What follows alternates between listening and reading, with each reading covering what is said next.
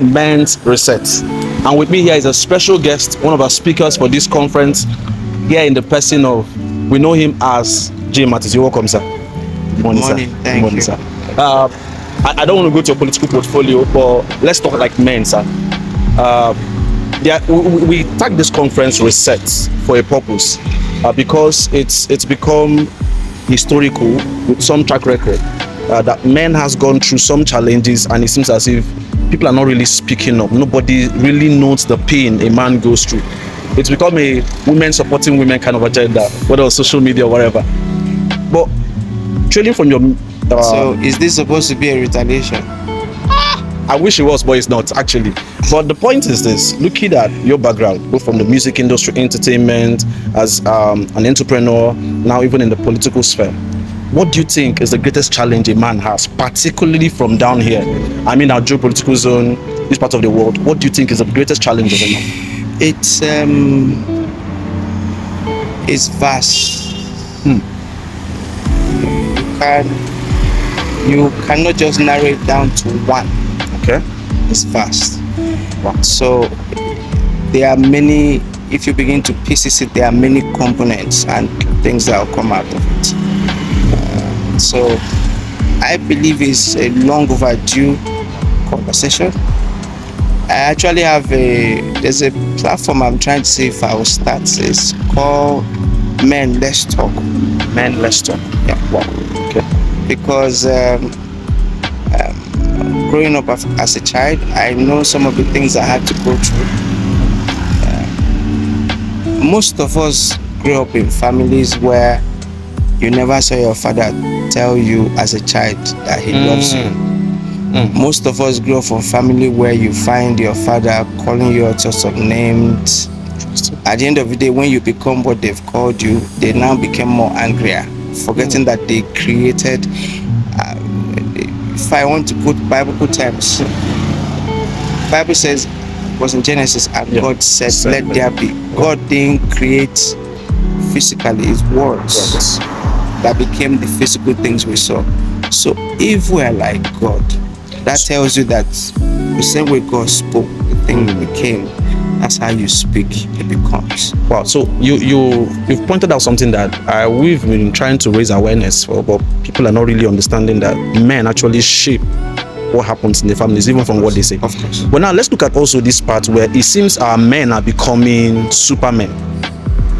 I don't know, maybe because of culture, because of some reasons. What do you call superman? Now by supermen I mean we feel we are now alpha, omega, provider and all of those. And when a man feels he's not able, the burden becomes so much. Because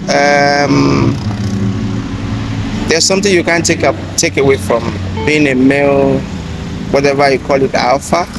Okay. Being a man, first, one of the characteristics of what makes a man in the order how God made it, because you can't tell a manufacturer how to use his product. You're not the maker. God is the manufacturer. Wow. So if God have said a man is a provider, a protector, okay, right?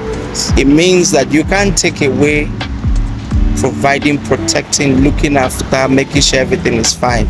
A man is one that takes the heat. But another point is that the same way women feel they have emotions, men also have emotions. But I've been issue growing up.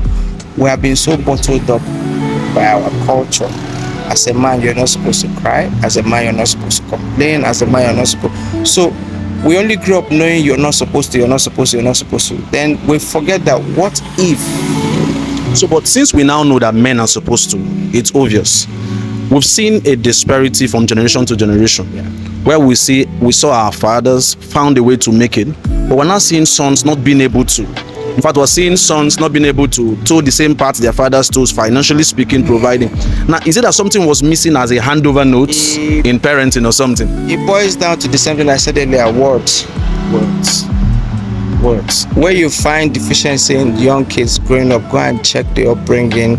Certain things have been said to masculine the male figure growing up. It's easy to say words and we'll say we'll come before God and say we are sorry. You think you are for things you can forgive character, but words are difficult to forget because they seed. If I'm to take something away from this little chat, it's you're hammering on words. Yes, Everything in life centers around words.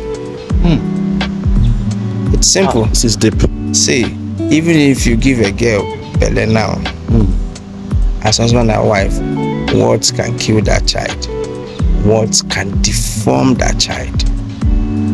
Words can make that child the most loved person. Everything in word, go and check it, centers around words. It's just 4-letter character words. Simple. So how, with what you do, what you say. In fact, there's a way my godfather says it. He said, check the 10 commandments. Every other issue that was talked about got to 2. It's only the mouth that got 1. Okay, mouth got 2. Every other thing got 1. Wow. How come? Meanwhile, mouth in the body is 1. Every other thing in the body is 2. Apart from when you go down to your genitals and all. Wow. And as small as the mouth is, yet it can kill the entire world. Well, we've heard it all. It's a privilege to share the stage with you, sir. Thank you very much. I have to go. Thank you so much. Thank you.